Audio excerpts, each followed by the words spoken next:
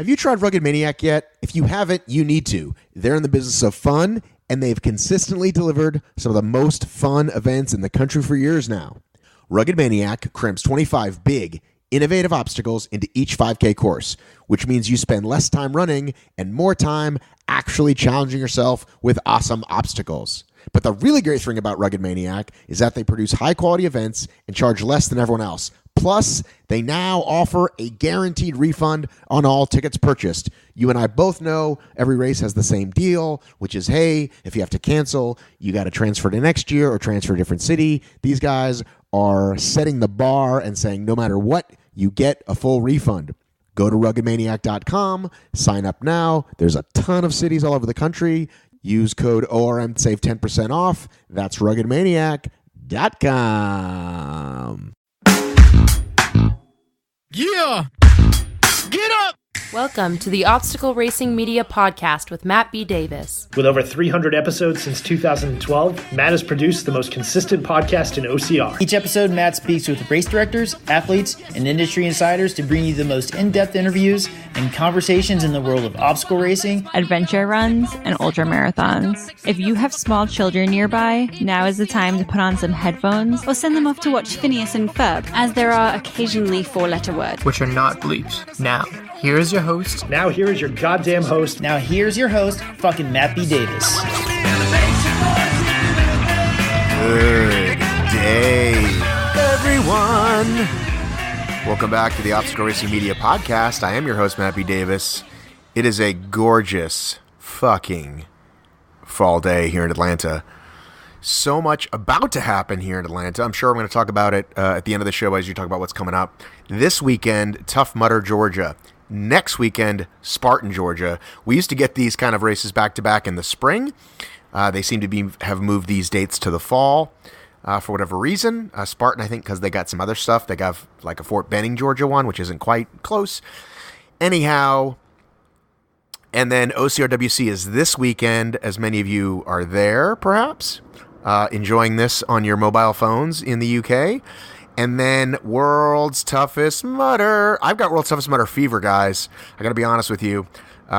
Will Hicks put out an episode, World's Toughest Podcast. He explained some rules. Go listen to that.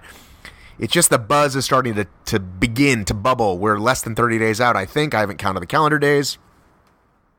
But we sure are getting close, and that feels super duper exciting, especially because you guys are coming here to my home. Like, it still trips me out every time people say it, like, blah, blah, blah, blah, blah, Atlanta, because we're so used to saying blah, blah, blah, Vegas, and before that, blah, blah, blah, Tri-State.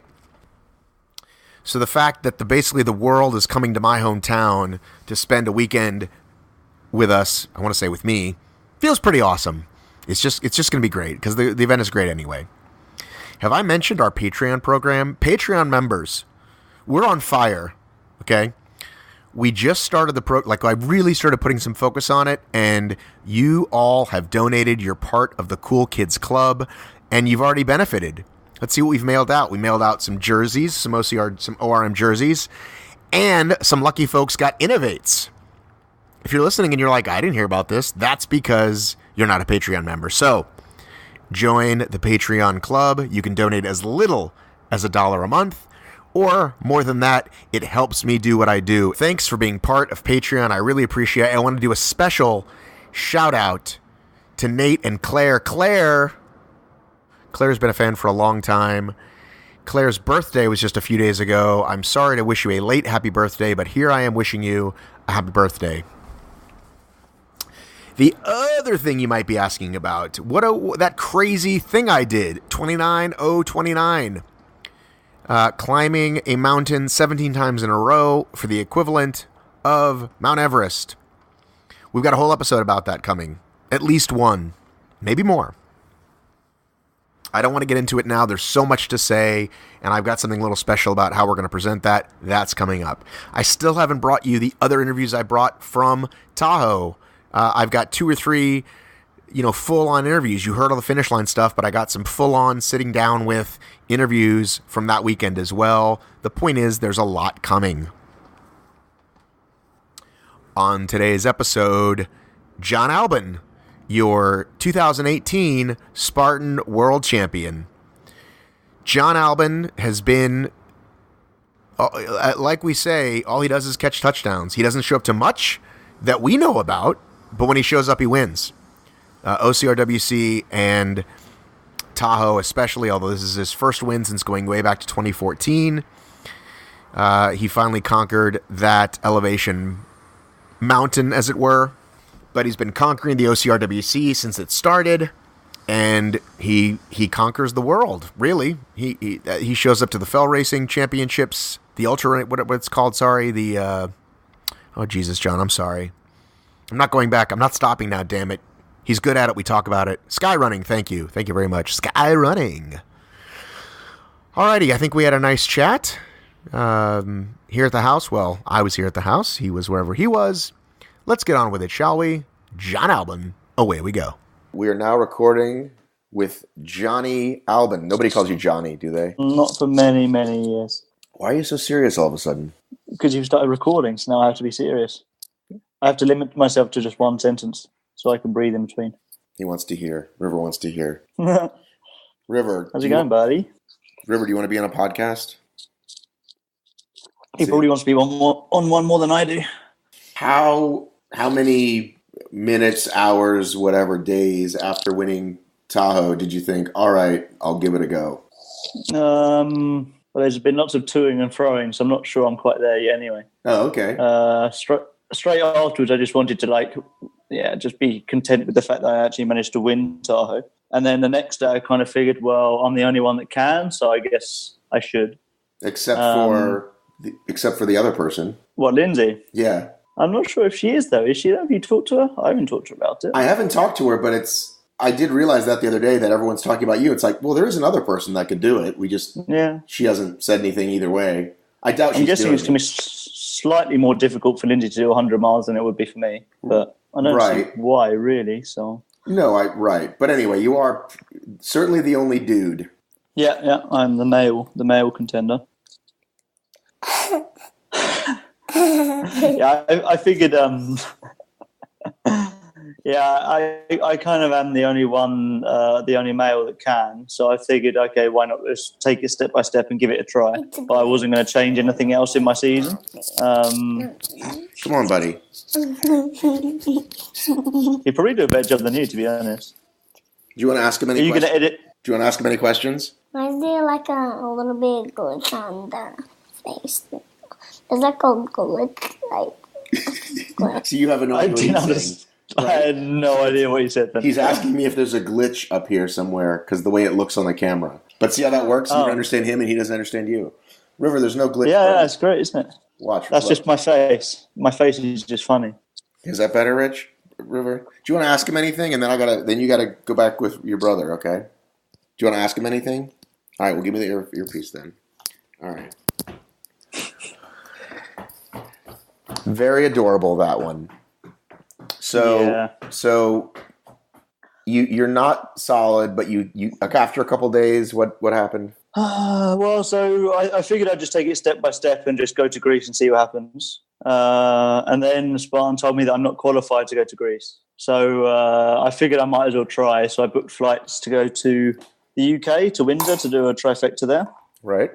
So I flew in, ran a super and a sprint, flew out again. So now I've got my trifecta.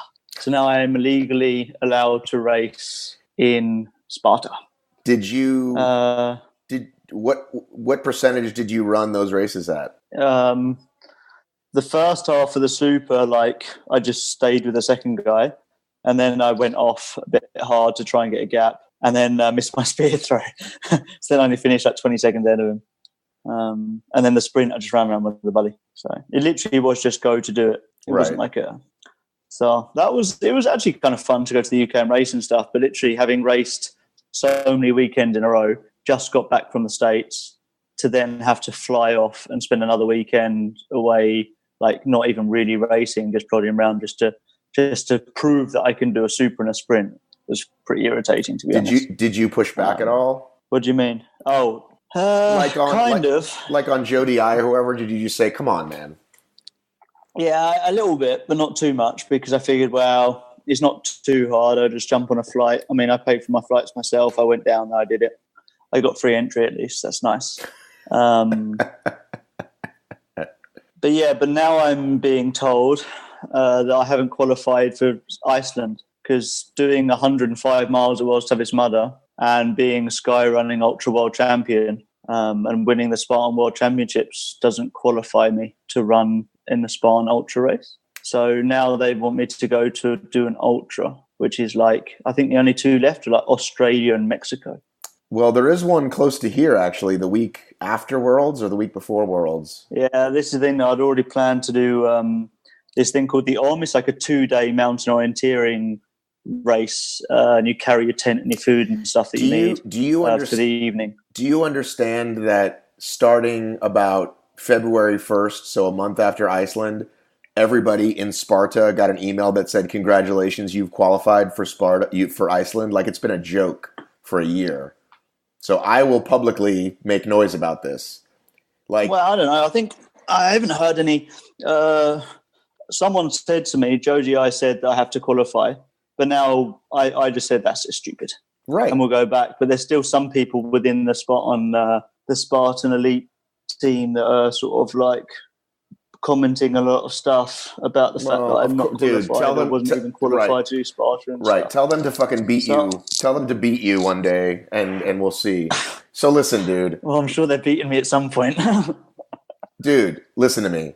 I know you probably don't. It's just a bit funny. Listen, I'm sure you don't stick around Spartan groups that often, but it literally was if you went to Iceland, even if you only did a lap, if you did an Ultra Beast in 2017 or 18, or even if you registered for a Beast in 27 or 8, Ultra Beast or Ultra Beast, it was like, congratulations, you've qualified for Iceland, because they want to sell tickets, which there's nothing wrong with that. Yeah. But you then can't turn around and tell someone like you, well, rules are rules. It's like, give me a fucking break. So I would... Yeah, well, qualification is meant to keep really, really, really crap people, which would just hurt themselves if they did race, out. So it's a bit more competitive. Qualification shouldn't be to keep some of the best people from racing. Correct. The idea is that in a championship race, the best people that you think could win should be there. Can I because say, they've proved themselves in other ways. I mean, I've done a lot of other obstacle racing, just not Spartan racing. Can I say something? Like, because I know you don't need my help, but seriously, if you want to, like, we can call Joe to center right now, and he would be like, of course I want you there. You know what I mean? Yeah, we'll see. But I've got like OCR World Champs, then this OM thing, which is like 2 days of like mountain orienteering. It's like 8 hours a day or something. And then a weekend after that, Sparta. So I think I'm going to be pretty tired in Sparta anyway, so maybe I won't even be able to do that well in Sparta. So I was just going to take it one event at a time and see how I get on. Well, and then if I do win Sparta, then I can worry about it. Right. Actually, now that I think about it, if you called Joe, he would say, like, okay, he just has to do 5,000 burpees or something stupid. So we won't ask him ahead of time. But afterwards, once you're there, be like, look, Joe, clearly this guy qualified. I mean, he's like... I can tell you that, like, he and I have been talking, and he's, like, excited, and he wants to. He knows that people are saying, oh, you might not pay, and, there's this whole, like, what can we do to stop you? Can we, get Killian to like they want it to happen, dude. So I hate to say it, but please don't let Jody tell you can't come. I just don't think it's like there's this. So the first rule in there was a guy who did a show, and it always stuck with me. John Albon. There's a guy who did a show about like how to get better customer service, right? Or better deals, right? So you ask the person at the front desk and they can't do anything. And then you get the manager, and the manager, of course, makes it all go away. He said, never take a no from someone who could never say yes in the first place. So that's my advice to you. But you know what? You're a big boy. You'll figure it out. I get very upset sometimes, and I want to insert myself, and I don't need to. Like I'm sure it'll be fine. Because honestly, dude, like I'm not the greatest in the world, right? I may be king of the dipshits, but I'm not. But I used to see stuff happen like every week at every race, and people emailing me like, this guy didn't do his burpees, this person fell off the wall, all the stuff that happens now. Early on, I felt like I had to be the one to like make sure that, and it's like, listen, like I can't do it. So anyway, so you see yourself as like the enforcer that. But that's the thing, I can't be the enforcer. All I can do is go, hey, did you see this? And then go, yeah, we saw that, but there's not really anything we can do about it, right? Well, in which case, what did you think of my tire fit? Your what? Oh, the tire flip? My tire flip. So I went back and watched it. Because I've watched it back. It looks, yeah. And I think Carry on. in the National Football League, we would say there's not enough to overturn it. Like, can I 1,000% tell that you did go to the ground? No, but I certainly can't. I don't have, like, it's the wrong angle and whatever else. I thought it looked pretty common. And that time when it was on my foot, the marshal shouted, "You're good." But then in the last second, my foot comes out, my fingers bang to the ground, and then in one movement, I go up and flip it again. But the whole thing with winning on the live stream was kind of overrun by people like bad-mouthing my fucking tire flip. Sorry, that's swearing. John, you're at the top. When you're at the top, you're going to have to take a lot of shots, dude. I guess so. Especially from whiny Americans. You said it, not me. I'm just calling it like I see it. I mean, it's literally like, how many times are we going to go through this, though? It's like, you know, Ryan's rope climb, Hunter's spear throw. Like, even there was a girl spear throw that hit the ground, and I was told 1,000 times none of it can touch the ground anymore. And they didn't say anything. Rebecca's, she was second. Her spear hit and then did this. And so she should have been whatever. So, you know what I'm saying? Like, Spartan does what they do. I'm glad they didn't take it away from you. That would have been horrible. It would have been a little bit funny. Well, I mean, listen. Because, I mean, then Ryan would have gone and done the million thing, like, proper seriously. He's already qualified and everything. Oh, right. I think they're going to Iceland regardless. I think Ryan and Lindsay are going to Iceland regardless, though. Yeah. Ryan already said he was going for the 100,000. So it'd be good to see them there. I mean, that being said, I do want to say that from a journalism perspective, you know, what they've done with that race is like so far ahead of, like, you know, when you did Killington in 2014, don't you think? Like, the live stream was crazy. Well, really good. Not just the live stream, but like it feels like the World Championships, like OCRWC does. But in Killington in 2014, it didn't. It felt like, you know. No, it is a pretty professional, well-run event. I mean, everything was really good. The only problem is it's still at elevation, and I've never heard of any competition really that has its World Championships in the same country at elevation for 4 years in a row. So it'd be interesting to see whether it's going to be back there again next year. I'm going to guess that it will be. I think they've got some deal with those people, and I think they like it. So yeah. Oh, well. Okay, go shut the door, dude. But listen, you already got that monkey off your back. You won it in Tahoe, so less pressure next year. I know you don't want to think about next year, but I mean, think about poor Ryan, who's been second 100 times in a row, especially to you. Yeah, it's like I cheat him a bit. Right. Yeah, that was a good battle. That was really fun racing him. Pretty glad to beat Robert. You're pretty glad to beat Robert? Yeah. Because you're not a Robert fan, or? I think Robert's not a fan of me. Oh, because I'm just an English guy that's living in Norway that's like really quietly go back to Norway and just likes to turn up to races. Robert's the person that's like commenting on loads of crap, saying I'm not qualified. I'm not qualified to race. Oh, so that's where this whole like you've got to go race an Ultra Beast comes from? I think so, yeah. Well, but here's the other thing. Spartan have already proven that they'll make up rules as they go along, because when you said you were coming over, Jody, I was like, oh, if you're a previous champion or the top 10, nowhere was that written before. Yeah, I know. We spoke about that, but that was months before. And that was kind of like, it was a bit crazy that they're like, yeah, I don't know. Like that should be in the rules, really.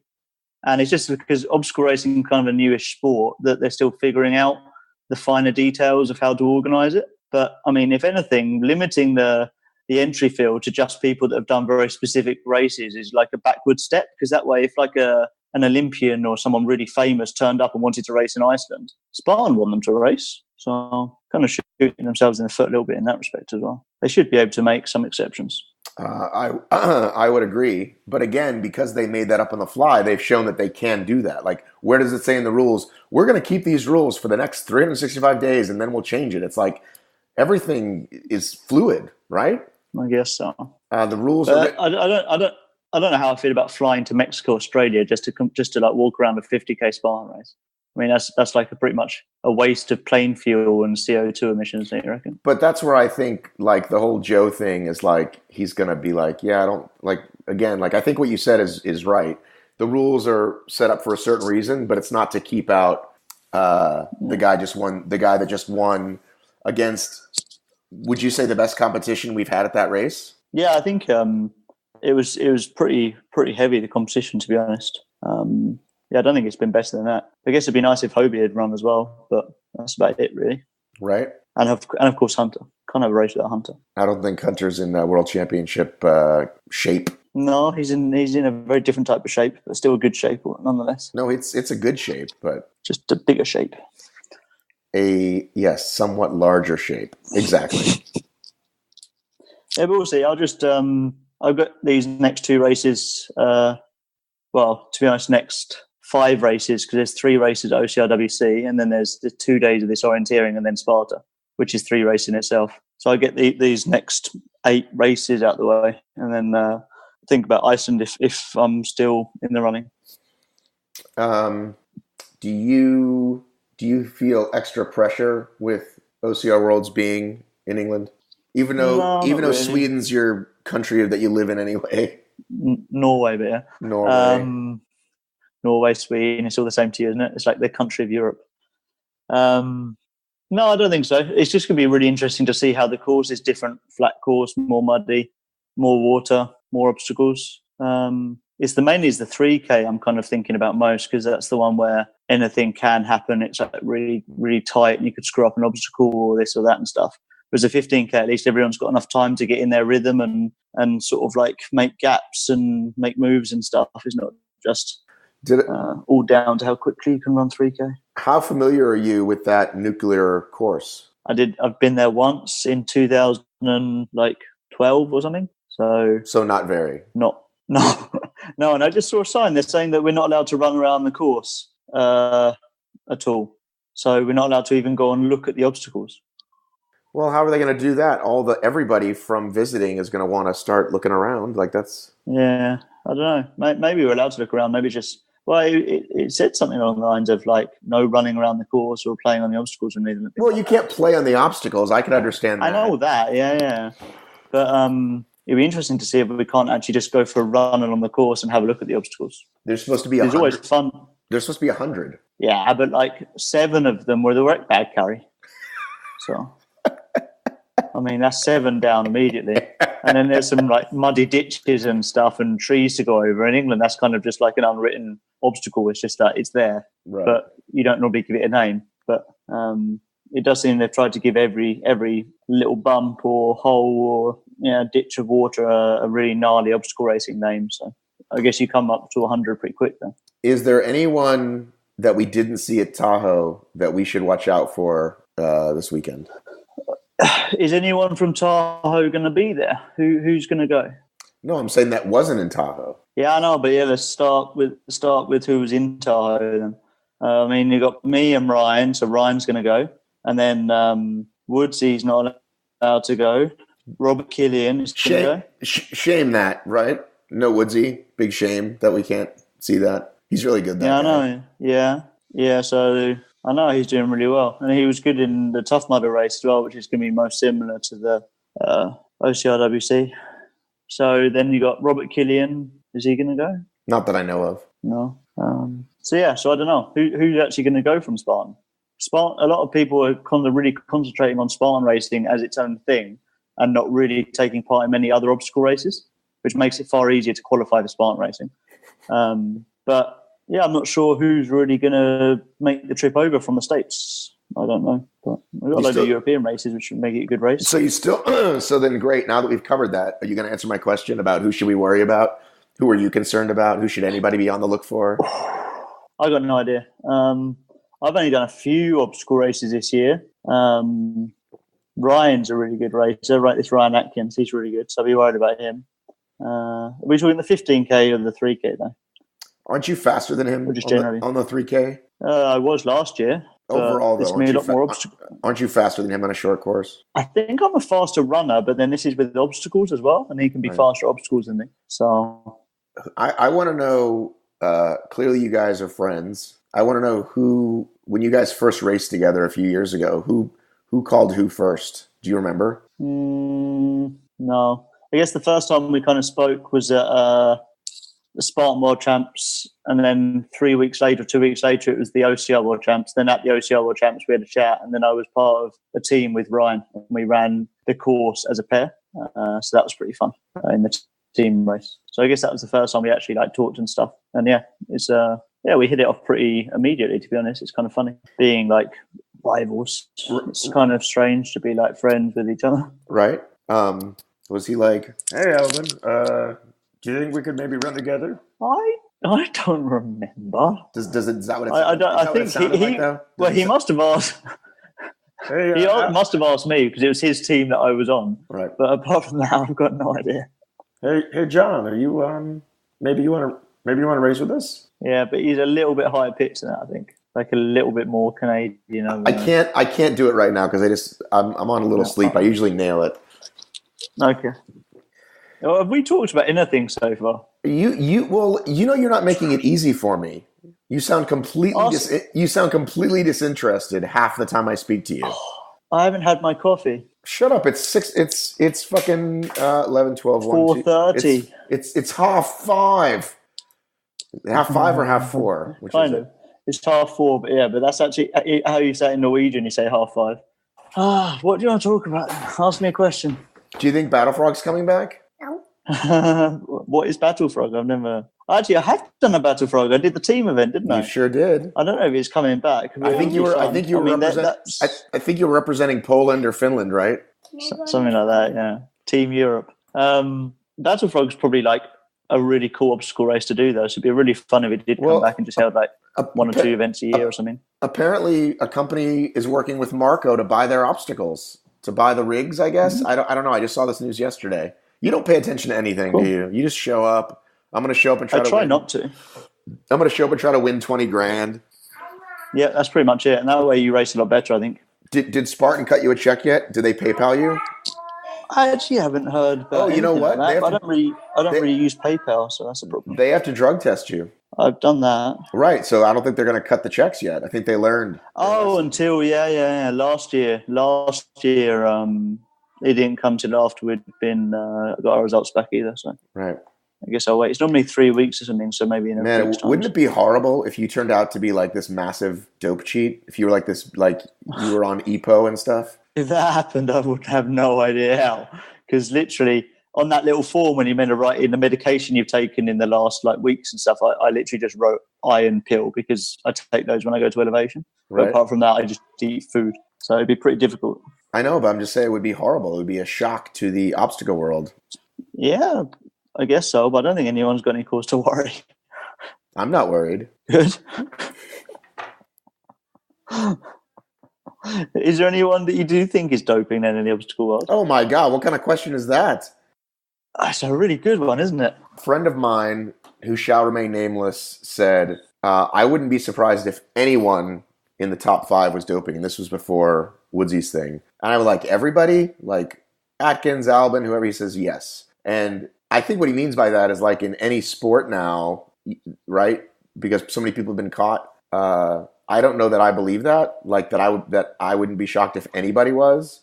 But I think if somebody gets busted, then and it's not a stupid thing. It's like a legit. These people were trying to cheat kind of a way. They just caught all those CrossFit people. So I don't know about that either. They cut a bunch of CrossFit people. This guy should come live with me for a week though. Which guy? The guy that thinks that. He just said he wouldn't be surprised. Like, okay. But if he came and lived with me for a week, though, it'd be pretty fun. He would know that one John Albon does not take performance enhancing. Yeah. So you don't anything. So I don't even take protein shakes. Are you literally an iron supplement is the only vitamin pill I've taken this year as well, because when I go to elevation, it's kind of like pretty important to keep your iron up. But apart from that, I don't even take vitamin pills. So not even like a vitamin C tablet in the morning or anything. So in America, by the way, we say vitamin. Vitamin. So I know that people are on all sorts of supplements, but even like regular, like Ryan Woods does take like a bunch of different things. Like I take this for this and this for this. My wife takes a bunch of things. So do you think that's all like placebo? You don't think any of that stuff helps? No, it probably does help. It's just I don't take any of it. I just eat food. if you can't eat food, it's like almost cheating if you can't just eat food. Like food should give you everything you need, right? How old are you? So I just eat food. How old are you? 29.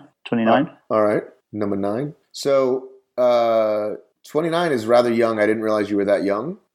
Oh, thank you. Does that mean I had a cold? Sorry. Or is it just, I'm so accomplished? Well, I don't know. I didn't think about it. So do you think that'll change as you get older? Because the body does change, slow down a bit? Probably, yeah.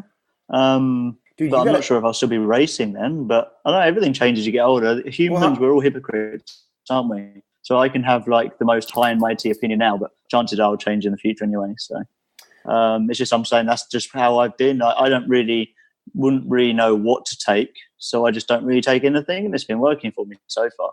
As I say, though, iron is something that all runners are low on. And I took that for 3 days before Spartan Worlds. So that's the only vitamin tablets I've taken this year. So I take gels when I race, though. That's kind of like a thing. That's not really food, is it? Yeah, that's something else. Yeah, it's not food. So I take gels when I race. But apart from that, no vitamins, no protein shakes. When you say you're done racing... And I eat really badly as well. So it's surprising that I do have enough crap in me to keep but you are going. 29. You can eat a lot of crap when you're younger. Yeah, but to get the right amount of nutrients and stuff that you need for like a proper healthy racing body, I am surprised that I still function pretty well. Because one day is it that normal these days then that you can't just eat food? You have to take some sort of pill every single day. I don't think so. That's why I'm asking you that. A lot of people take a lot of things, and some people are extremists, and their morning is like 100 bottles of stuff, right? And some people just take, I take this because it's, it's good to do, whatever, right? Like I said, my wife takes a handful of things. In Norway, they have fish oil in the fridge, and you take a spoonful every morning in all the months to have an R in. But I don't even do that because it's horrible. It's like you can burp up the taste of fish like for the rest of the day. Yeah, I tried fish oil. It gave me vertigo. Yeah, I think that's for like vitamin D because there's less sunlight in Norway in the winter. But I'm lucky because I'm not spending all my time in an office. So the few hours we do have of sunlight, I can be outside when it is sunny. So I guess that means I need it less. Yeah, you've got these like different levels of stuff. You've got like someone that just eats food, someone that takes vitamins, someone that takes something else, and that takes something else. And at some point, there's a line where you bridge over and taking things that aren't allowed because you're cheating when you go over that line. But I'm like literally on the lowest tier. So it would be really interesting if this guy came and lived with me and like actually could understand the fact that I literally just have a nice, simple lifestyle, wake up in my little apartment, go and do a little run, maybe swim in a lake, run back down again, spend time with my wife, do a bit more training, go climbing, and then go back to sleep again. Do you follow me on Strava? I can't say that I do. Do you follow me on Strava? Well, it's funny because you said I go for a little run, and I'm like, I wonder if I think I see your name on there once in a while. Yeah. I've got the same run I've been doing most mornings as well, so it looks really boring. It's been really good for me. Well, for me, I'm not setting any records. I just like it. I just like that it's there. You know what I mean? That, I don't know, I just have a weird attachment. For Strava? Yeah, I just have a weird attachment to like, what was I doing in this day in 2012? Oh, I ran that thing. I remember that. Yeah, I've been on Strava since I very first started training, really. It's nice to be able to look back over at the years. Yeah, and for a second I was worried because like 2014 was like 2 years after I had started training. And so I was getting all my fastest times and I thought, well, maybe the best days are behind me. But then I started eating better and I've lost the weight and I've gotten faster again. So I'm very happy about that. I can't find the window, by the way. I'm looking for you. I stopped to look at Strava. Now I can't see you. For what? Strava? No, for you. I'm looking for you. I don't see my first activity was in October 2010 on Strava. Mine was like October 2011. No, so that means you're a year behind me. Oh, I didn't really do anything until properly started logging stuff in 2011 in August, September. I'm sorry, I can't find where you and I are talking. This is so weird. Hang on. Where the fuck is it? Oh, you swore. That means I'm allowed to swear. Excellent. How long have you known me? I never don't not swear. Tell me about, while I'm trying to find this window, tell me about these new shoes that you mentioned to me in Tahoe, the Extremes. When will they be on the shelf? What do they do? Why are they great? So VJ only made 2 pairs of shoes without metal studs before. one called the Amas and one called the IROC. And the IROC was the one that I wore like always. Because they had a really good lug configuration, especially because the rubber is the grippiest thing ever on wet rock, which is really important for me for skyrunning and training. So this shoe brand is like a super small shoe brand, but they just make really good shoes. I've been using the IROC for like 4 years now, and they've won me a lot of races. Literally, some of the races I've won, I wouldn't have won if I was wearing a different shoe, probably. But they're pretty thin, and they've got deep lugs. So if you're running on really rocky ground, the lugs can press up and hurt the underneath of your foot if you're doing it for quite a few hours. So they're more made for like muddy forest conditions. But I was running 50, 60K sky races in them, running in Tahoe in them, which wasn't really what they're designed for. So we got together last December and started thinking about a new shoe, which would have the same rubber compound, slightly different lug configuration, and a bit more protection. So a rock plate in a bit of a harder midsole. They got a prototype together, and I wore it for the Trail World Championships, and it was insanely good. So they got it into production, and it was on the shelves in July. And I've already won quite a lot of big races in them. So really, really happy with them. They're like, probably the best shoe I've ever used. More protection on rocky ground, but also running downhill in them is like a lot better as well, because I've now noticed that with the IROC, I could feel all the lugs bending slightly as you hammer downhill, which is kind of off-putting. Whereas with these, it's kind of like your foot hits the ground, you get the right amount of grip, and you've got like an immediate connection with the ground. So then you can just like power off without losing any balance or control. Will you take a photo of your shoes when we're done talking? Because like nobody knows this news over here. Like it's pretty cool. Yeah, I don't know. Not many people. Firstly, the IROC wasn't really designed for this rocky trail kind of racing, like how a lot of the races are in the States. It's more for this muddy kind of racing. So that means not a lot of people have known who they are either. But then also people like to have shoes where they can choose lots of different types of colours and stuff. And VJ just don't do that. They just have one colourway, one shoe, and then that's it. That's the shoe. It's made for the job. It may not be the sexiest looking. So I don't know. People just haven't really bought as many of them in the States. But also they're kind of hard to get hold of. You got to really try and look to get them because they're like a really specialist brand. They want to sell more, but it's just hard for them to get in as many shops as bigger shoe brands because they're only a small company and they care so much about how the shoes are made. I mean, even the material's got Kevlar fibers in, so it doesn't rip. So even down to stuff like that, they spend a lot more money actually making the shoes. So that means they can't afford as big marketing budget or as big distributing system and as other shoe brands. So it's got to be kind of done a bit smaller and a bit slower. So you got to really work to get a pair sometimes. Yeah, I'm trying to look online, and all you can see is the other ones, the IROCs. They made a batch of the extremes, and they sold out like pretty quick. Like my shop that I work in is pretty much one of the only shops that managed to get a batch, and they have like gone pretty quick. So I'm pretty sure Australia's got 20 pairs left. Matt Murphy is the distributor in Australia. And I'm not sure how many left in Europe, but there might be another batch come out before Christmas, if not in the spring. Do you think they're going to have to remake the Age Group Racer song? I don't know what song they're going to do this year. I don't think they've quite topped Age Group Racer yet. They really haven't. It's so gone downhill, don't you think? I know. They need Appleton. He makes it, I think. Well, but we'll see. Maybe there'll be a good number come out. But you remember that great line from the song, right? Oh, he's in Skins and I Rock. Right. Yes, That's what I think about every time I hear about IROCs. Yeah. But yeah, you can still get IROCs, and IROCs are what I wear in England at the OCRWC. Right. So they've got 1.5 mil deeper lugs, so they're better on the soft, muddy ground. Right. So I've got Ryan a pair too. So what do you think? Have you seen this new G series from Innovate? The graphene? Yeah, I tried them the day they came out, and I put a pair of those on and a pair of Ultras on and went over to a vinyl floor and jumped and skidded my feet forward, and the Ultra stopped and the graphene one carried on going. So then I asked, what rubber have you actually used?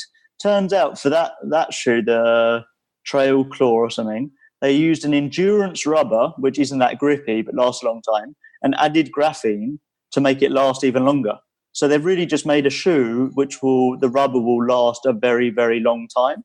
Whereas I thought they were going to take a really, really soft rubber, which is really grippy, and then add graphene so it lasts like a normal amount of time for a shoe. But apparently not. They've just made a shoe which is kind of like bomb-proof, but still not that grippy at all. So I bought the Ultras. Which Ultras? I don't know. I just use them for like a little morning run every now and then. It's kind of nice because then if you run in a shoe like that, you kind of feel as if you're injured or not. You went away. There you go. Hey, let me ask you a question. I'm not sure if you can answer it.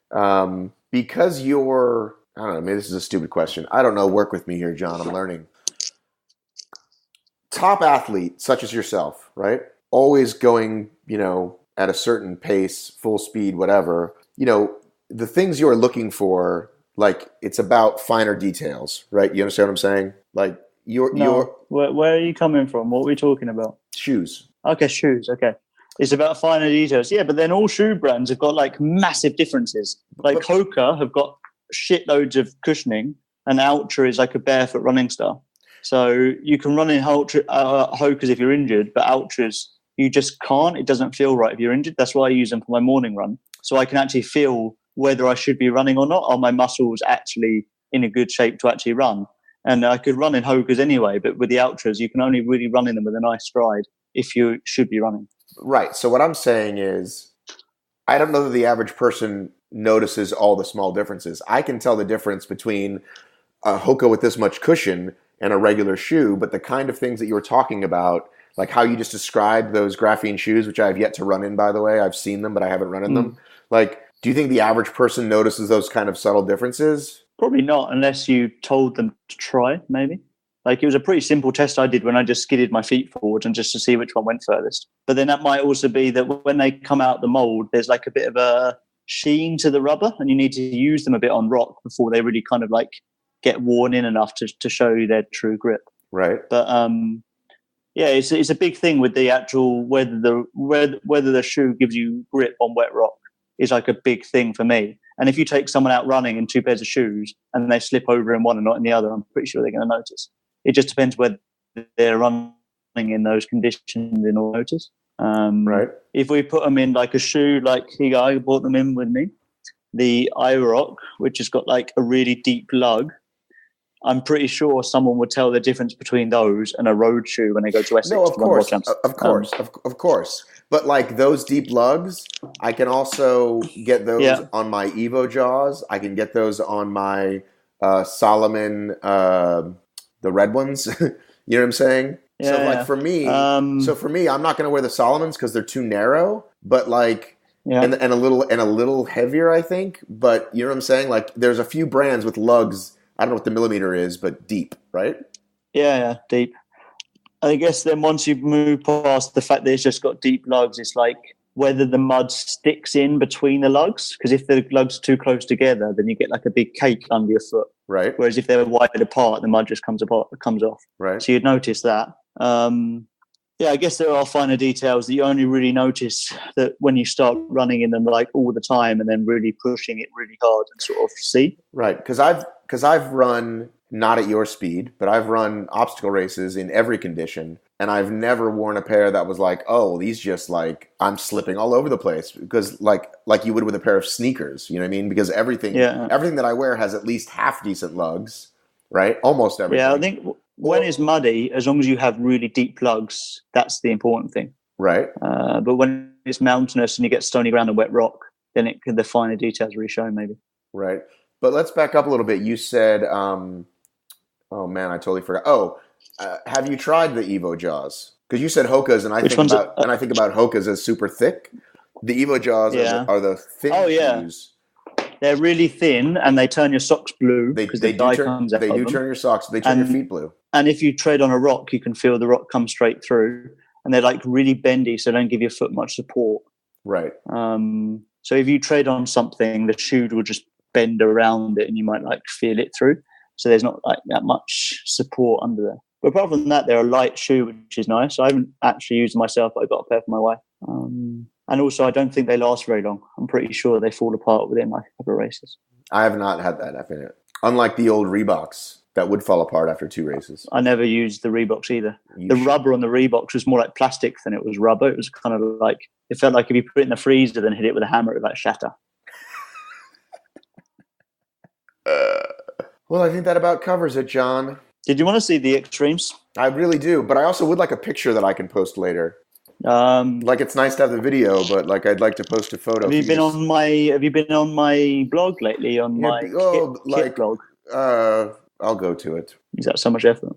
It really is. My latest kit blog was about the extremes. I'm pretty sure, actually, people probably don't even understand that I write things online in a blog. So, well, you don't. Well, you know, you're not like. But that's the thing. You're not like Amelia. You're not like posting on Instagram all the time. So like you're very low key. No, but I do race. You're very English, very low key, and so people. I mean, yeah. If somebody stopped to look, I'm always impressed. Like I read your, like when I see something comes out, like you probably put out your Spartan blog the day after the race. Yeah, I tried to get it out quite quick. Actually, I was fortunate. My sister was with me in Tahoe, so she could proofread it before I put it out. So I got it down pretty quick. And then who pulls your photos? Who pulls? What do you mean? Like, so you chose this. You chose like the little A-frame, from the. Yeah, well, I didn't have any photos. So I just put up an A-frame. Dry Rope gave me one of me smiling, and then I got 2 Instagram posts of videos in there, which I thought were kind of cool. Right. But then photos came out like a couple of days later. And the last photo on there is a screenshot from Instagram, because you can see the little arrow where you can click across. And you've got Atkins there on your left and Killian on your right. It's like your friend and your foe right there. They're both, well, yeah. I don't know. I've never really had the chance to get to know Killian. So maybe I can't call him a friend, but yeah, definitely Ryan's a good friend. So. And here's your Strava. Yeah, so I like Strava because it's like the place where you just can't bullshit that much. All the data is on there, so it's kind of like if someone says I did this or I did that, you can go straight on Strava and just see whether they actually did it or not. So there's a lot of crap on social media, but on Strava it's hard to lie. Yeah, here's what's interesting. If you look at the segments. Yeah, right? On the last downhill, everyone thinks Ryan was faster than me, but I was 3 seconds faster than him. Right. But the fastest person was Hunter. A lot of good that did him. Fastest, yeah, but that was maybe there wasn't a big wall there when he did it. I don't know. I'm not sure. I'm not sure what obstacles were there when Hunter did that segment. But it's still pretty quick. Well, I would love to talk to you after OCR Worlds. I will not be there. So I'm sure you'll get interviewed a lot by people, but I would love to speak with you. Maybe we can do this again, perhaps. Yeah, sounds good. I'll be in the UK with Ryan for the week after. So he'll just have to make time for you to talk to me. Yeah. You and Ryan Atkins? Me, Ryan and Lindsay are going to go to the Lake District in England. The Lake District? It's going to be pretty fun. Yeah, that's where the most mountainous place in England is, as opposed to the Peak District. So if anyone's coming on holiday to England and wants to go to like the mountains or fells, don't go to the Peak District, go to the Lake District because they're bigger. I'm pretty sure that's what Lindsay did. She said, I wanted to go to the peak, so I went to the Peak District. But in the lakes, the peaks are higher. All right. Would you take a photo on your phone of those shoes and send it to me after we're done talking? Okay. Because you can't Google JonathanAlbon.com. I just looked. I didn't see it on there. I was looking at your Spartan Go on thing. Kit. Yeah, go on menu, kit, and something or other. Okay, hang on. God, what a dick you are. Clothing and equipment, and then top left. Okay, so you've got a good shot at the top, right? And then you've got this one at the bottom, but like people love to see like the lugs, so like you could turn it, this way. Okay, I can take a photo of the shoe. But it's a good shoe. It's really good. The lugs are slightly shorter than the IROC, so like maybe 2% less grip in mud. But what you get from stability and more protection is well worth it. All right. Well, nice chatting with you. Yep. Enjoy the rest of your day. I'm probably going to scrap this whole thing. Yeah, we didn't really. Or you got to do a lot of editing. Do you want to start over? Yeah, we can do, but I've got 12% battery, so we probably have to make it pretty quick. No, that's good. I'll put something together. It's always fun. Just fuel the fire between me and Robert. He must have too much time in the day, to sit and comment on people's stuff about me not being qualified. Like, literally, how has he got kids and train and stuff if he's got enough time to sit on Facebook commenting? I honestly haven't seen it. I was busy this weekend. Was it mostly this past weekend? It was days ago. I've only seen one. I've only seen one or two with him commenting that I'm not qualified, and I wasn't qualified for. There was a thing before Tahoe that I shouldn't have been in Tahoe, and I didn't even realize it was a big deal until I got to Tahoe, and everyone was like, "Whoa!" And I was like, "Oh, I didn't realize I'm not wanted." I thought if you want to be able to win a world championships, you want to beat everyone that could beat you, and then you won, rather than winning beforehand by making them not even be allowed to turn up. It's just stupid. I agree. I'm in agreement with you. Yeah. Especially as there's not even a Spartan race in Scandinavia. So it's a bit more difficult for me to qualify. Plus, I'm off doing sky running, trying to make a name for obstacle races.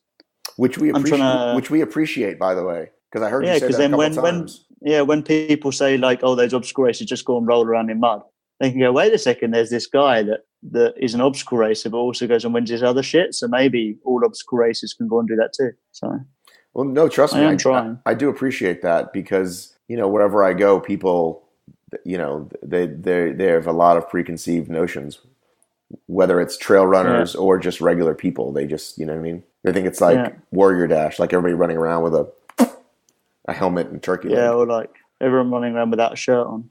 Right. Shouting Uru.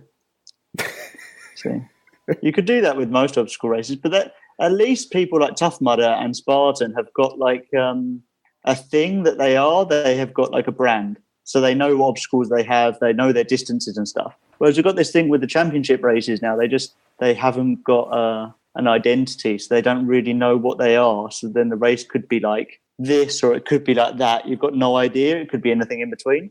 So they really need to batten down what is actually obstacle racing. So that's something that it's hopefully going to come out 2018. We'll see how Worlds is. I'm very curious to hear too. Yeah. All right, dude. We'll talk again soon. All right. Be well. Have a good one. Bye. Go and control your kids. Bye. Bye. All right, that's going to do it. Thank you so much for listening. Those of you in the UK, go crush it, man. Go have a great time. I'm sorry I can't be there. I hope to be there next. We assume it's UK next year. Seriously, just enjoy every minute of it. Enjoy the struggle. Enjoy the pain. Enjoy the beers after your races. A pint or two. Raise your glass to me. I don't know why I said that.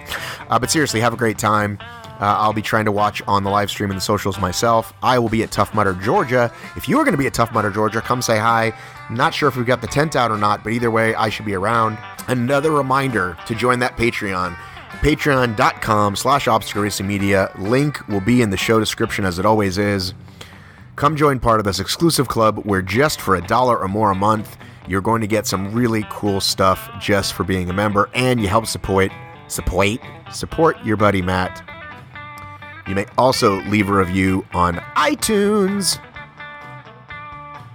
or wherever you like. You can leave a message on Facebook too, whatever you want to do. Drop me a note personally. Always happy to hear from you guys.